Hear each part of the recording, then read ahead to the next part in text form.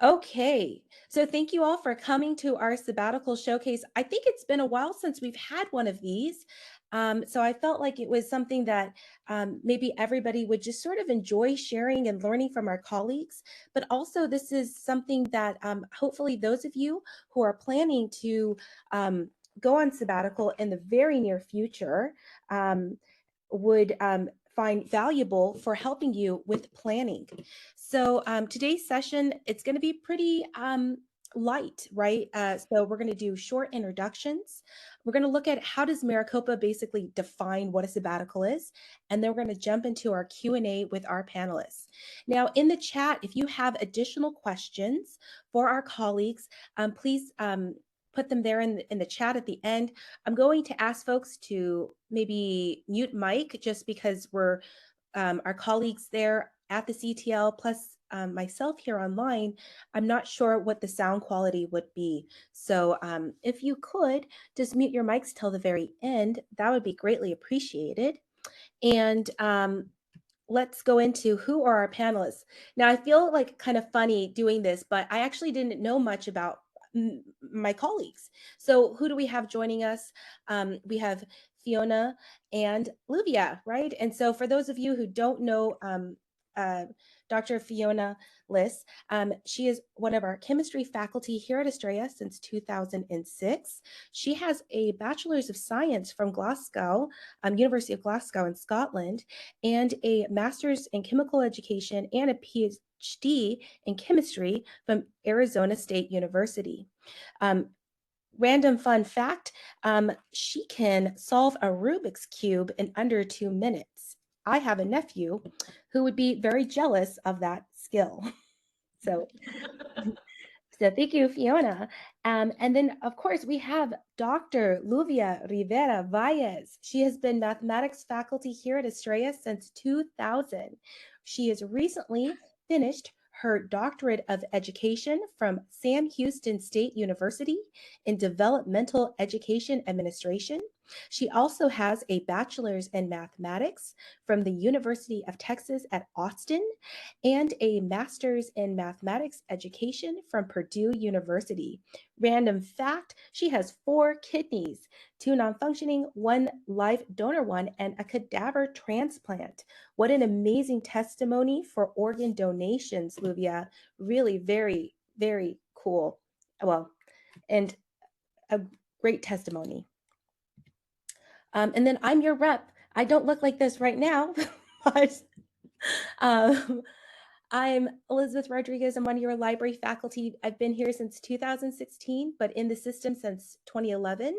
I have a PhD and a master's in library information science from the University of Pittsburgh and a bachelor's in Chicano Studies and Asian Pacific American Studies from ASU. And a fun fact about me, I became a student here at Maricopa at Tiny Tech at Gateway Community College in the 1980s. So now you know a little bit about me and our colleagues. So let's jump into it.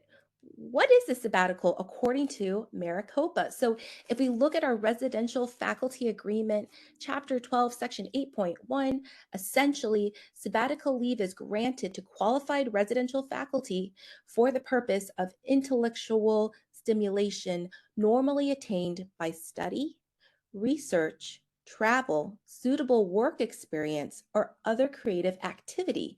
And this purpose of this sabbatical leave is to upgrade the educational program of a college by improving the residential faculty competency. So keep that in mind. It's rather broad when you really think about it. And also that you have a lot of room to really explore and to further equip yourself as a faculty member for the benefit of the college and the district. Now, the applications for applying for sabbatical, they are due October 1st. However, always keep in mind that's like a year in advance. So that means if you were applying this coming year in October 1st, that would be for the academic year 2025-2026. And keep in mind too that you have the ability to apply for one semester, which you would be compensated your full salary, or you can apply for 2 semesters with the first being compensated at your full salary, and then the second semester at 75%. So things to consider. So now we know what a sabbatical is, how you can design it. We're going to jump into our Q&A with our speakers. So, Luvia and Fiona, can you hear me okay? Yes, yes. Oh, wait, awesome. So I'm going to let each of you decide who wants to go first, because, we're keeping it light, right? So the first question I have for the both of you is what was your sabbatical topic, and how did you select this topic or project, if you will? So I don't know my official title for my sabbatical because I forgot to look it up, but my topic was investigating further active learning strategies and assessment strategies that go along with it for the classroom. And I selected it because there were 2 topics that I'm very interested in. I've participated in active learning for a number of years. I want to get better at it. And I felt that was a good use of my time. And then assessment, it kind of goes hand in hand. If you're changing how you're teaching, you have to change how you assess. I'm not a big fan of traditional assessment. And so I wanted to look at newer, better ways of doing assessment. So that's how I came up with my topic. Very cool. Same question for you, Luvia. So my sabbatical had I guess, a direct link to completing my dissertation. So that topic had been chosen, I guess, since the very beginning when I started my graduate program. So the topic of mine was first generation Latino men's perceptions of sense of belonging in a developmental math course at a Hispanic serving institution. And so that's what the basis of my sabbatical was. It was really regimented. It was finishing up my coursework and, and then writing, doing everything to write the dissertation. So it wasn't like, very things that I could make up to do. It was very, like I said, when you're finishing a dissertation, it's very regimented on what you need to do to complete that degree. But the topic I chose from the very beginning of my graduate program, so it just made sense to continue it as the title of my dissertation. So very cool. So we have 2 examples, one that's more exploratory and then one that's very structured. So very, very cool. And so now, what was the outcomes of your guys' sabbaticals? Like, what did you learn? What did it result in, products or takeaways? So for me, it kind of took a bit of a turn. I had expected to spend more of my time looking at active learning, and I ended up really falling into the assessment side of it more. And as a result, we've actually completely changed how we're assessing 2 of our classes, 2 of our courses this semester. What else did I was also able to redesign some curriculum. I should have prepared better for this. I'm sorry, I'm trying to think what else. No, I think this is perfect because as we think back to that definition of sabbatical, according to Maricopa, you're just sharing how you essentially enhanced both your teaching and assessment, but also the curriculum and value to the college. And that's really, kind of reason I was asking this question, because for everybody to sort of see that alignment and how it kind of just goes back to, the importance of why we do sabbatical. So that was really helpful. Same question to you, Luvia. So mine was, of course, to complete my degree. So that was a definite, I guess, deliverable. The other thing that I put in my proposal was that I was going to present my findings at different conferences once it was completed. And so well, let me finish it and I'll share more about that. And then the last part was to submit parts of my dissertation to be published. And so that also was, I guess, a deliverable. So one of the things that I learned along my process in my dissertation, there was some opportunities to rest as I was writing, because I had to wait. When I defended my proposal in the spring, right before I went on to on sabbatical. And so I couldn't do anything from the spring to until the semester started again, because I was going to conduct interviews in the fall. And so that allowed me some time to just explore other creative things that I wanted to learn about. So I did a lot of professional development on just topics that I wanted to learn about, and so, or do, just creative things that I wanted to explore as well. On my own personal growth. So there will be these times in your sabbatical that you get these lag times as you're waiting for things to happen, as you're waiting. And so take advantage of those opportunities to grow yourself in whatever personal, creative aspect you need, because those are the opportunities that allow you to, replenish yourself. To just take walks with your dog, that you don't get to do that now. And I really miss things like that when I was on sabbatical. So while there was certain deliverables to do, there was also a personal aspect of being good to myself. Just taking time to actually rest and recover from everything that we had been through in COVID. And I knew that, and I realized that I really needed a lot of that. Time to just heal, and time to just take naps, time to just become whole again. And so that when I came back as a faculty member, I felt that that sabbatical had served its purpose.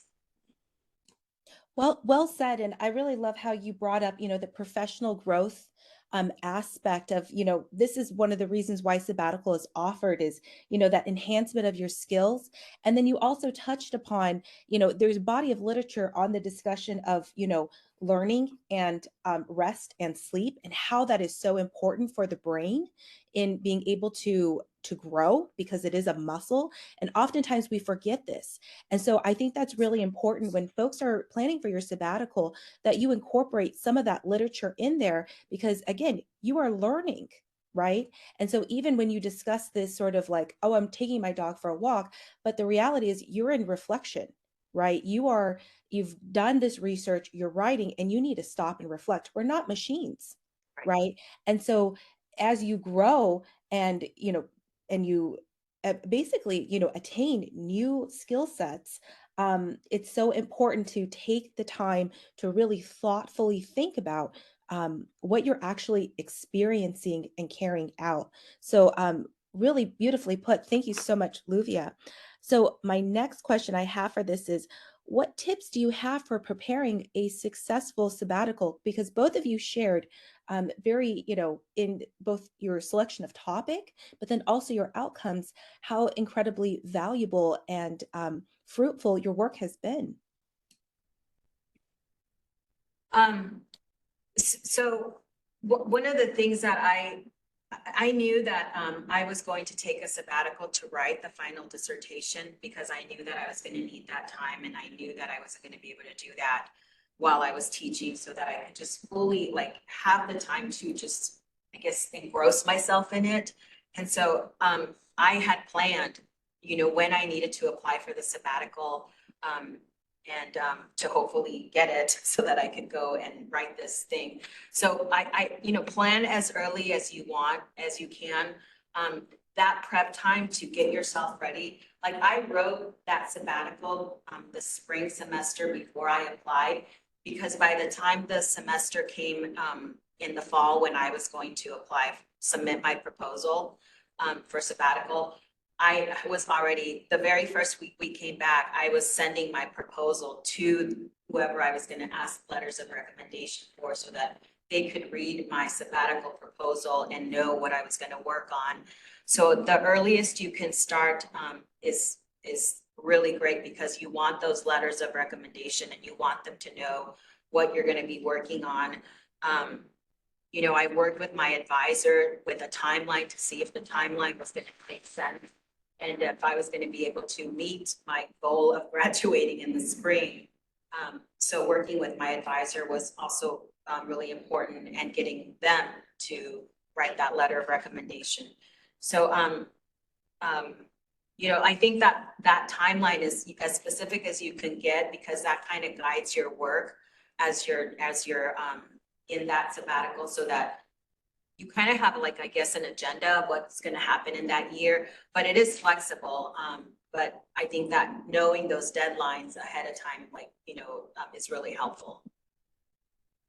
So Olivia is the good student, I'm the bad student. I wasn't as organized with my sabbatical, so I had my original idea for a sabbatical. I was eventually told would not work, and it wasn't sufficient enough for it to probably be approved. So for me, I was kind of more towards the tail end of the application time period, getting my stuff written. I would agree, approach people that you want to write letters of recommendation. I did do that pretty early on, so that they have time. For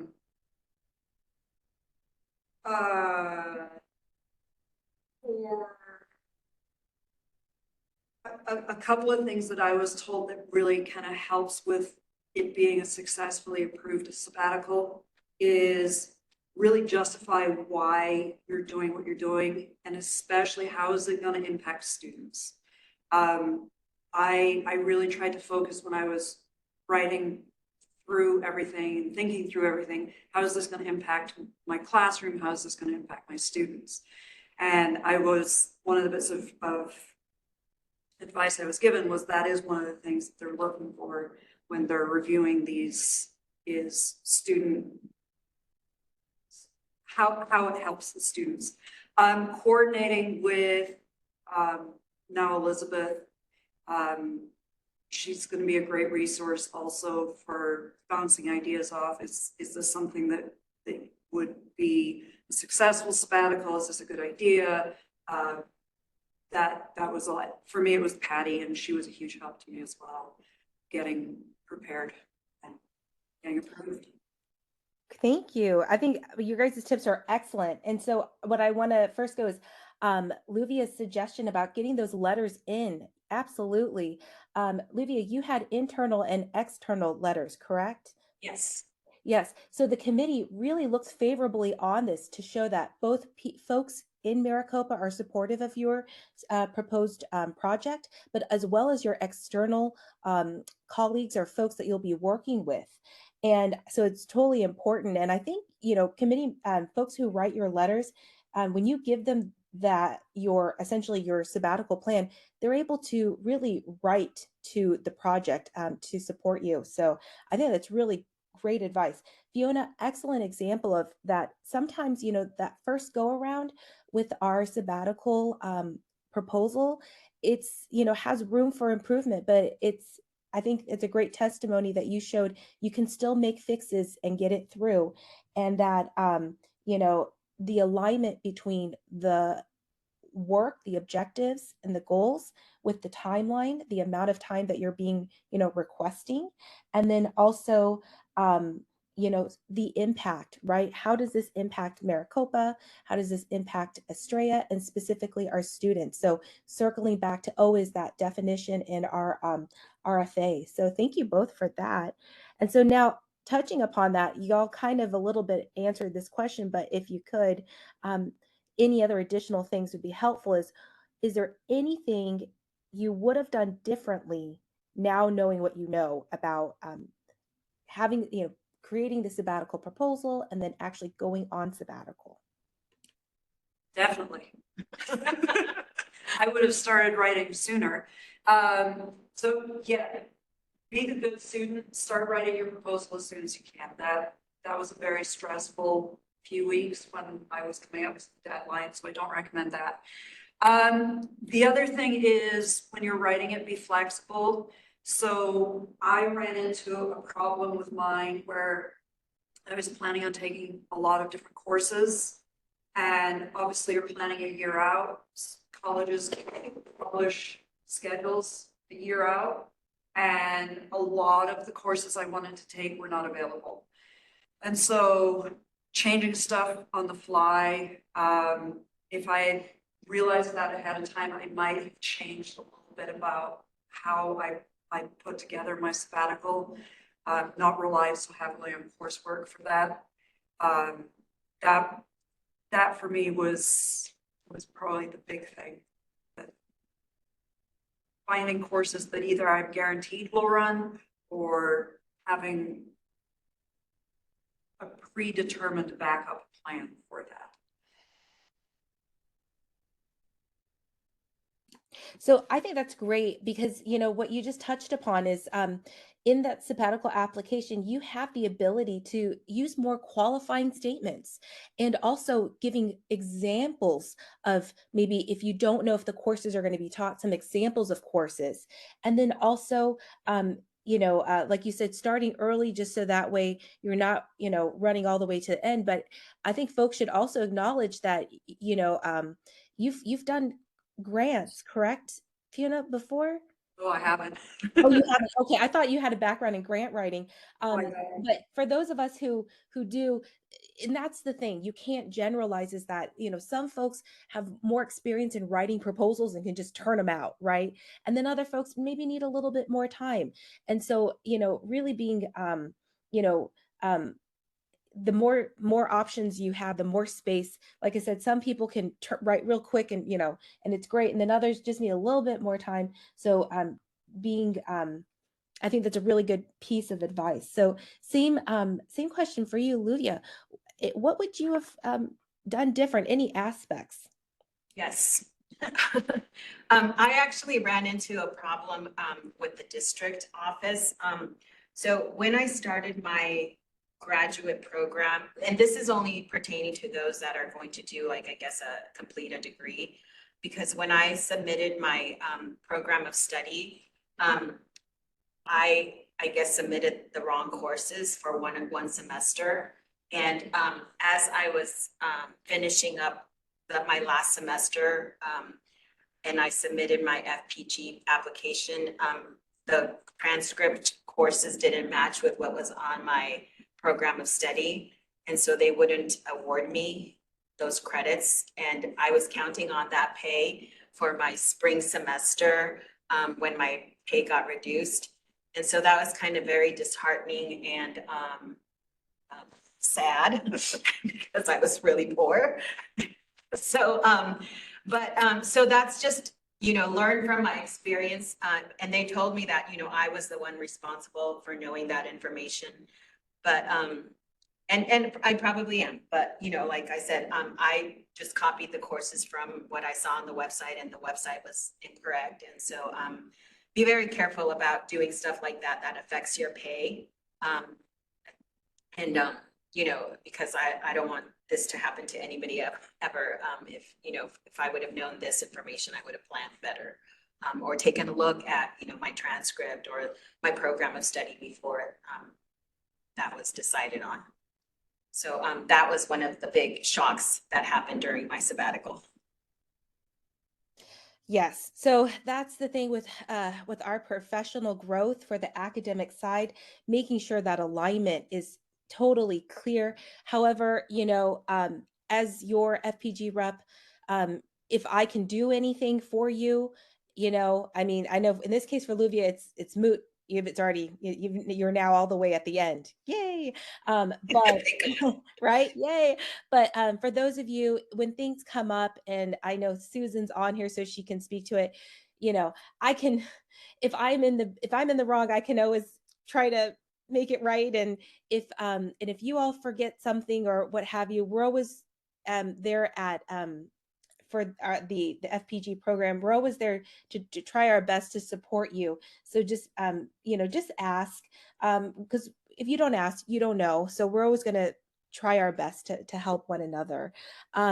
So I guess the last question I have for our colleagues here is, what advice do you have for those seeking to apply for a sabbatical? If you could, like, I don't want to do the magic wand question, but if you could say to someone like, "Oh, you're going to apply, here's something that we haven't already addressed today." So I think that I would say like push yourself to do things that you're scared of doing. Um, one of my sabbatical goals was to present at conferences. And actually, my advisor actually pushed me to go present at a research conference where people went and presented their research. And my research wasn't even completed yet, but I had defended my proposal. And so she said, just go and defend your proposal. And you only had 15 minutes to talk about your proposal. And that was a really like nerve-wracking environment because you're among all these like people that, are published and, are doing research. But at the same time, it was really interesting to hear what other people are doing, just to attend the conference itself and meet other people that are doing research and other topics in education. And so I met a lot of people at that conference as well. And so I was just really happy that I was, although I didn't want to do it and my advisor, greatly pushed me to do it. Like it was out of my comfort zone, but I was so glad that I got to do that. And the same thing happened with like publishing. Like I didn't know what I was getting myself into, but once I did it, I learned so much. And I'm happy that I did that. And like I think like like many of you may not know this, but I'm terrified of writing. And Heather knows this because she's the one like was my savior when writing that dissertation. So writing that dissertation, like I didn't know how the heck I was going to get through that because I hate writing because I'm a math person. Even though now I tell myself like there's no such thing as a math person. But I think like this sabbatical really pushed me to my limits to get over that fear of writing, to get comfortable with saying like, I can do this. And the imposter syndrome that happened to me too while doing this dissertation and doing this topic. So I was really pushing myself to limits that I was really uncomfortable in sometimes, and like just say, like, you can do this, you can do this. Like that self-talk was so important. So push yourself because that's where the maximum amount of growth is going to happen for you. And you want that growth because you're just going to feel so happy about yourself after you finish doing these things for yourself. And the amount of information that you come back to share with your colleagues, with at conferences and things like that is so valuable. So that's my advice to you, is to seek out things that are going to really push you to your limits and where you're going to grow the most. Probably on the flip side of that. Don't push yourself. No, absolutely push yourself. But, and Luvia's already said this, but make sure you don't schedule so much time into your sabbatical that you don't have free time. The time, it's already been said, the time to reflect, the time to just sit and do nothing. Even if you're not thinking about your sabbatical, you're not thinking about work, you are literally just relaxing. And that was huge. Give yourself enough flexibility that you can take some time to yourself and do whatever you want that's not related. It's invaluable. You come back a completely different person. So that would be my suggestion. Excellent advice. Excellent advice. And I just want to speak to how encouraging, Luvia, for you to, just sharing the go big, but also specifically on how you grew with your skill set. But also, you touched upon the imposter syndrome. And so when I think of, Paulo Freire and, in praxis, and this sort of like that power and that sort of that discourse that happens when you are no longer that person in power and you become essentially like our students who, they're here to learn and to grow, and you have those feelings of, uncertainty. And I think that was, I myself experienced the same thing as during my sabbatical.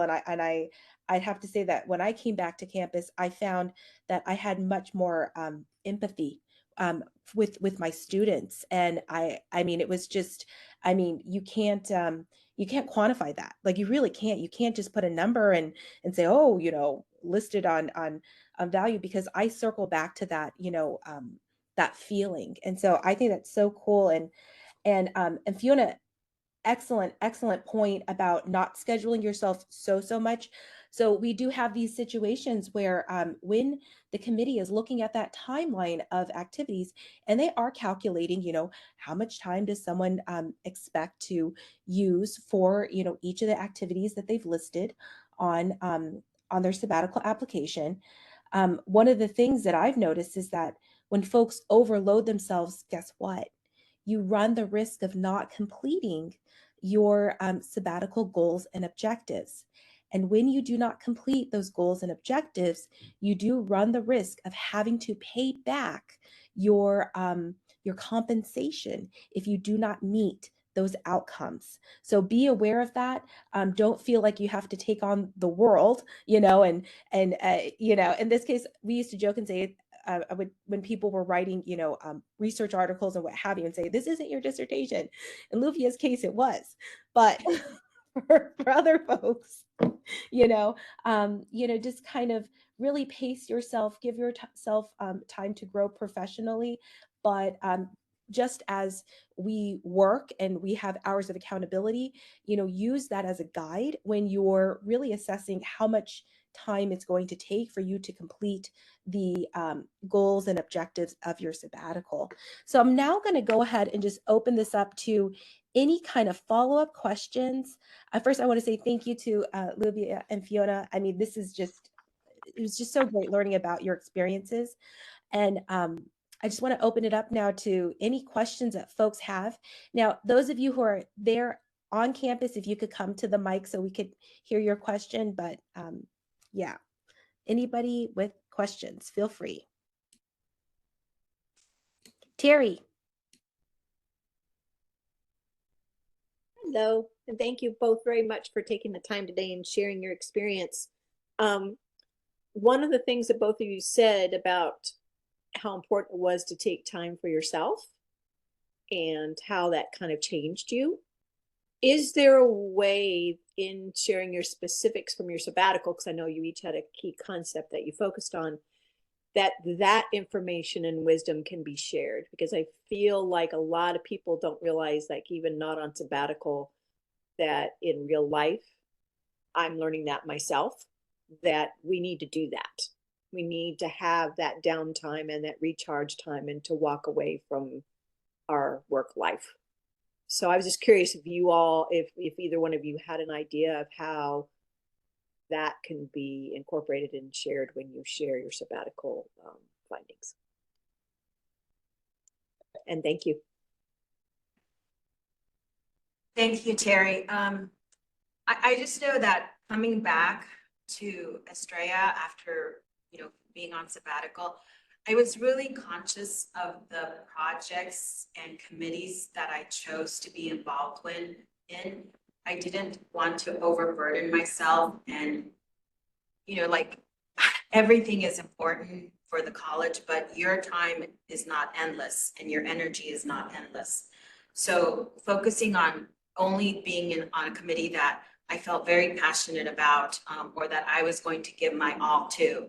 I also made boundaries on how much, when I go home, I'm not going to work on anything. This is time for my family and for myself.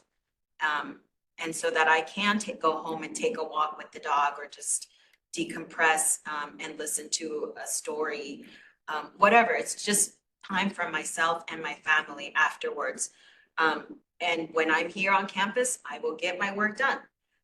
So really trying to be, I guess, intentional with my time now, instead of like giving endless amount of time to the college. And how can you share that wisdom and experience, I guess is what I'm saying, because I'm hearing you and I'm tremendously applauding you, giving you a big hug if I was there, because I had to learn that the hard way by me crashing and burning, and going through what I've been going through, as part of my journey.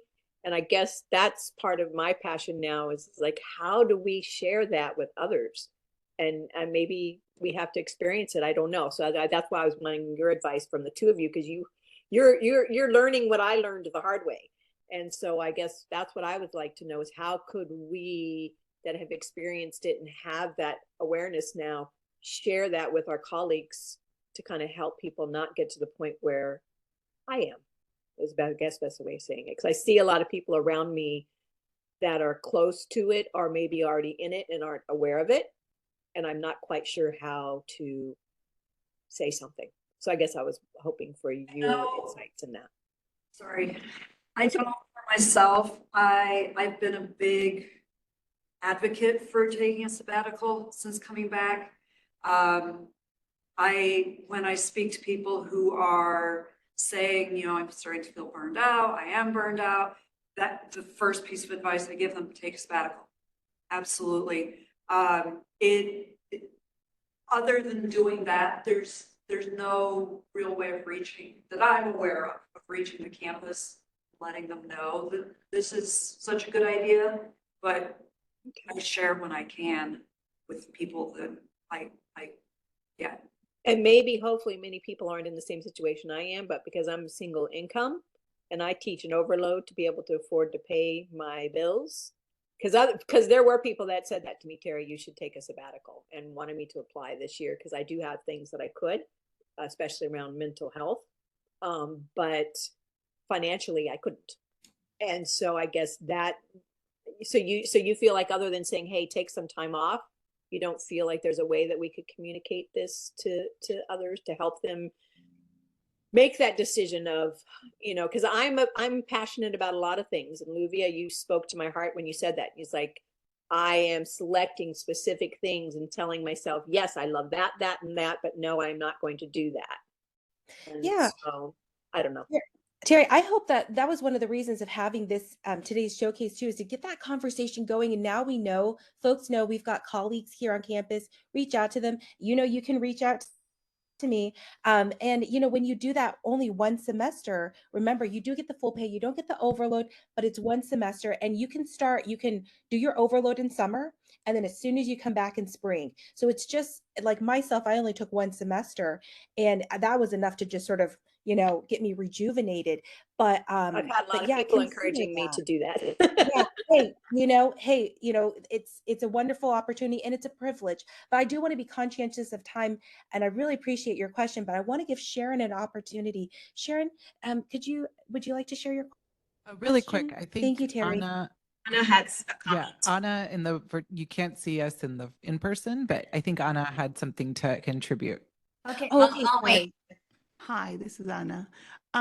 I just wanted to respond to something that Terry was saying, which I think is really important, when she was sharing how can we share this out with, you know, the larger college community. I think we still need to have conversations. I think even if, say, we're not applying for a sabbatical, I think everything that both Fiona and Luvia said is really important in terms of, one, the boundaries, right? Because I'm kind of going through a lot of health issues right now, and some of you online know this. And I've struggled. Like, for example, I had an overload and I had to let it go, right? I'm trying to, when I get home, I'm not answering emails.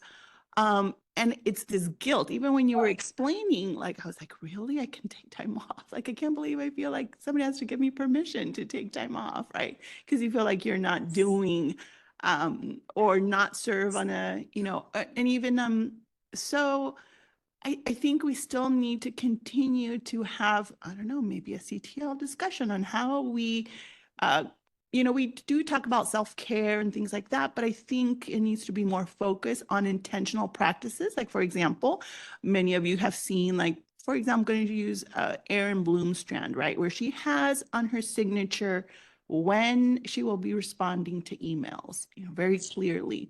But yeah, I think that we all struggle with how much, when, So I think that, yeah, we need to just continue this either in a small, conversation but, whether, we're applying for a sabbatical or not.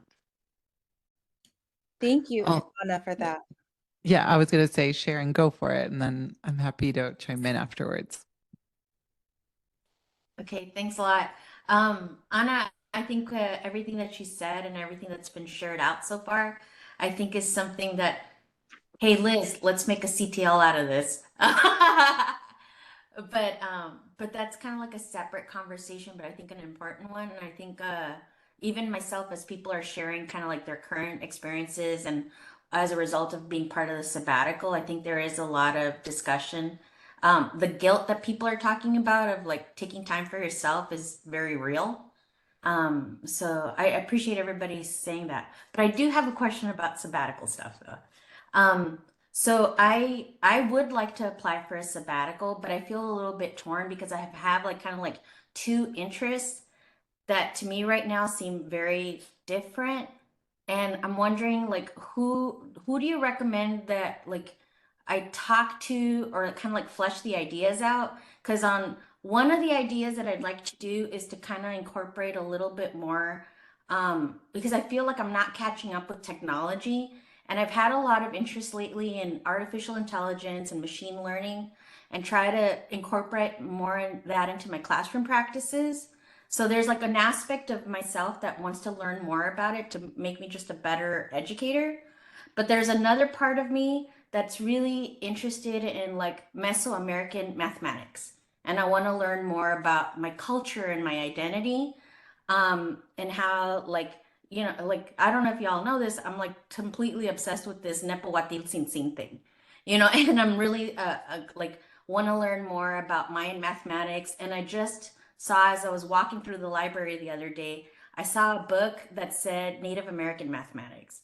And I would love to learn more about Southwest, like tribal mathematics. And so to me, these are very two disconnected like ideas that I have. But they're And not to me though. Elizabeth's the person to talk to. Yeah, But we're the gonna key is contact me. I can see you focusing on because I feel your passion and I know you're passionate for the second one. I really do. Yeah, Sharon, just reach out to me. Let's grab coffee. Let's But why grab could coffee you and not let's start planning incorporate? for this. Yeah, but why could you not incorporate the AI as a facet of ways of learning math? Like your main focus could be on the second one, but then take one course on the AI or something like that. I don't know. Yeah. I think you Yeah, can blend them. I really could. yeah, just because the thing is, I feel like these are kind of like two separate, like kind of like ideas and passions, but like, like there's a new phrase I learned the other day called Schnapsidee, which is kind of like crazy idea because schnapps is the drink the Germans drink after like a couple of things. It's kind of like I'm taking a shot tequila, right? Like a tequila idea, which that I can relate to totally. But So Sharon, what like I said, let's grab coffee, contact me, and then we'll talk because there's other opportunities for self-directed learning and funding as well. So, let's talk about that because there's also summer projects. And then hopefully the whole point of taking that sabbatical in that 7th year is so that you can have a nice long career in Maricopa and that you're constantly infusing, your skill sets and new knowledge. So let's talk about that, okay? okay, So just send me an email. Like I said, we'll just grab coffee, tea, whatever. okay, And yeah, I love it. okay. And Because my sorry, second Liz, I know question. you had a question. Okay, here's my follow-up though. I'm only fourth year faculty, so Yeah. when it's the soonest I can start like getting stuff together. Yeah, so you're applying in your 6th year, but now is the time you can plan. We have folks Uh, who do pre-planning like 5 years in advance. We have people whose sabbatical projects are built off of multiple projects they had been working in the district over the duration of their careers. And we have colleagues who, during their time with Maricopa, I think they took like 3 sabbaticals. I correct me if I'm wrong. I believe Olga Suris took 3 sabbaticals in her career over 25 years. So if you plan them, but then also remember, we've got summer projects, we've got lots of different other opportunities to learn and to keep learning, so that you are constantly refreshing. But I want to be conscientious of time because we've got 10 minutes. And Liz, you had something that you'd like to share with us? Yeah, well, so thank you all so much for naming these feelings of kind of guilt. And I will share, last year in the diversity and inclusion team, we had Dr. Liliana Chavez, who talked about that it's capitalism, right? Like these are the unknown structures that are systemic that get us to feel this way. And I think once you name that it's a systemic issue, it starts to feel like, okay, it's not just me, and there's something wrong with the system, and how do I mobilize and action pieces? And I think that goes back to Terry's kind of said, like, what are the strategies? Anna's sort of saying, and all of that. And I think maybe part of that is knowing that, and then yes, the stigmatism, right? All that stigmatizing, I should say, that happens through these systems, right? That don't allow us to feel human. They want us to feel machine-like because capitalism is based on the fruits of labor and production, right? And so, anyway, I wanted to just kind of say that. I also want to say that, I'm about 4 months into the CTL role. I'm learning, I'm listening. We are trying to establish some pillars for the CTL. One of it is specifically on wellness. And we, so the fact that people are saying they're open to discussions, I can't say I'm going to have it, or we in the CTL will have it all figured out, but through the co-creation and dialogue, hopefully we can really help, to kind of elevate these conversations and feel like we have the support, right, that we need in order for us to live and like have that time to breathe and just be in the moment of living without the fear of guilt or any other retaliation that potentially could come from that. The other thing I was going to ask our amazing presenters is, what's next for you? So post sabbatical, what's next? Do you feel like, Fiona, you said you focused on assessment, you're on the assessment committee, right? And so is there something there that you kind of continue, as part of your work? Luvia, your work is very important. And also I know you recently published, so congratulations for that. But yeah, what's next? How do sabbatical projects maybe become part of these actionable things that can help us to really like make our college the place that we want it to be as a result of what we've learned? So I've shared out a lot of my ideas with my division, with people outside my division. Yeah, I'm part of SAC. Assessment is something that I'm now very passionate about. And I want to keep pursuing. We're looking to completely change how we do assessment at all levels within at least the chemistry side of things in my division. That I want to keep working towards it. I wish I'd taken the sabbatical earlier so I could then take a second one, and that probably isn't going to happen, but yeah.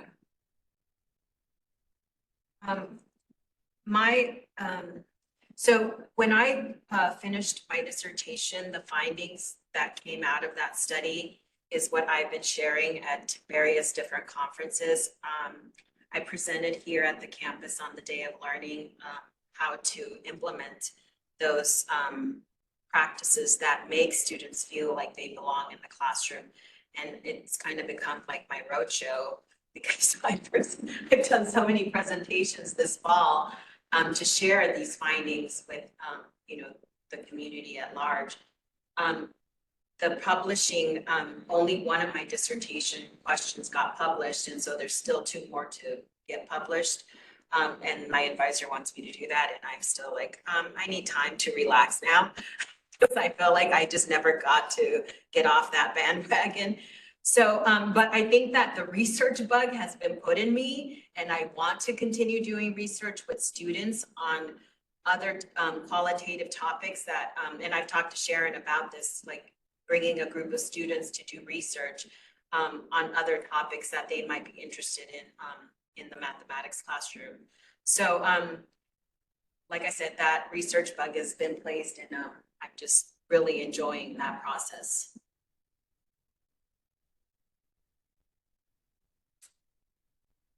So I think we have, thank you so much for both of you. I kind of, I see a FPG approved, pre-approved topic here for a workshop, Luvia, in your future.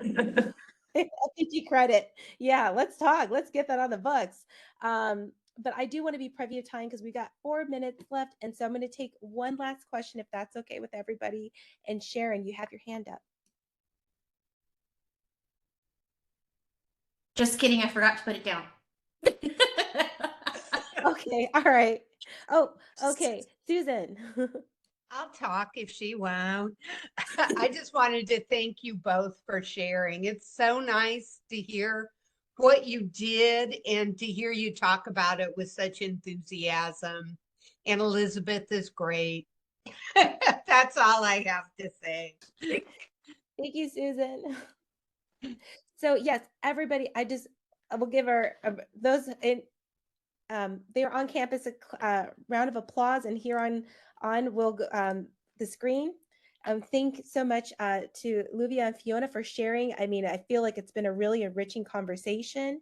And again, those of you who have any FPG, questions, please reach out to me. And even if it's not within my domain and maybe it's more of what Natalie does with travel, I will definitely refer you on.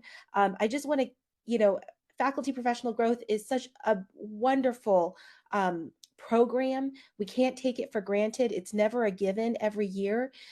So I really want to encourage everybody to make the most out of it so that way we can keep being, wonderful educators and support our students and also ourselves, intellectually as well as, just that professional and personal growth. So thank you all again for attending, and my apologies to Fiona and Luvia for not being there on the ground there, and hopefully I'll get over this sinus infection soon. So thank you guys so much. Thank you, everybody. This was great. Thank you, everyone. Thank you. Thank you, appreciate it. And I will- Liz,